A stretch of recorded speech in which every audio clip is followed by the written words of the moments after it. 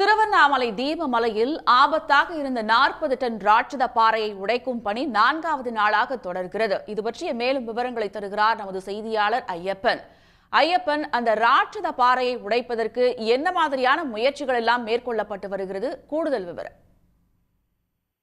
நிச்சயமாக தமிழ்நாட்டில் வாட்டி வதைத்த பெஞ்சல் புயல் கடந்த டிசம்பர் 1ஆம் தேதி திருவண்ணாமலையும் விட்டு வைக்கவில்லை.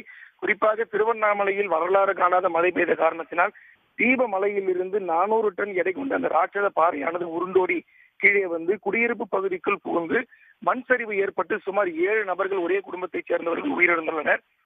தொடர்ந்து அந்த பாறையானது மலை மீது சிக்கிக் கொண்டிருந்த நிலையில் கீழே உள்ள வ.உ.சி. நகர் 11வது தெரு குடியிருப்பு வாசிகள் அனைவரும் இந்த ராட்சத பாறையை உடனடியாக அகற்ற வேண்டும் என மாவட்ட நிர்வாகத்திடமும் தமிழ்நாடு பொதுப்பணி மற்றும் நெடுஞ்சாலைத்துறை அமைச்சர் ஏவா வேலு அவர்களிடம் தொடர்ந்து கோரிக்கை வைத்திருந்தனர். அதன் அடிப்படையில் கடந்த 22ஆம் தேதி திருச்சியைச் சேர்ந்த வல்லுநர் குழுவினர் திருவண்ணாமலை தீபமலைக்கு வருகை தந்து அந்த 400 டன் எடை கொண்ட அந்த ராட்சத பாறையை உடைக்கும் பணியில் கடந்த 22ஆம் தேதி ஈடுபட்டனர். தொடர்ந்து 4வது நாளாக இன்றும் அந்த பணியானது காலை முதல் தொடங்கி நடைபெற்று வந்தது.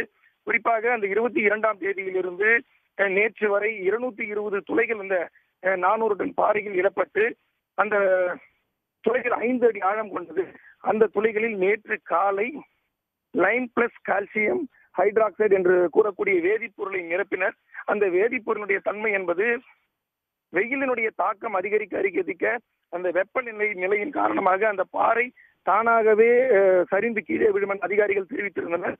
தொடர்ந்து நேற்று அனைத்து ஓட்டைகளும் அந்த துளைகளும் நிரப்பப்பட்ட நிலையில் 9 மணி நேரத்திற்கு பிறகு நேற்று மாலை அந்த 400 டன் எடை கொண்ட பாறையில் இருந்து ஒரு பகுதி சரிந்து கீழே விழுந்தது. தொடர்ந்து மாலை நேரம் என்பதால் அங்கு அந்த பணி தொய்வு ஏற்பட்டு தொடர்ந்து இன்று காலை நடைபெறும் என அதிகாரிகள் அறிவித்த நிலையில் இன்று காலை முதல் தொடர்ந்து கனரக வாகனமான ஹிட்டாச்சி பயன்படுத்தி அந்த பாறையை உடைக்கும் பணியில் முழுமையாக அந்த நெடுஞ்சாலைத்துறை அதிகாரிகள் ஈடுபட்டனர். தொடர்ந்து அந்த பாறையினுடைய 400 டன் எடை கொண்ட ராட்சத பாறை பாதி உடைக்கப்பட்டு கீழே விழுந்த நிலையில் தற்பொழுது வந்த கூடுதல் தகவலின்படி முழுமையாக அந்த பாறையானது ராட்சத பாறையானது முழுமையாக அகற்றப்பட்டு அதாவது உடைந்து விட்டது.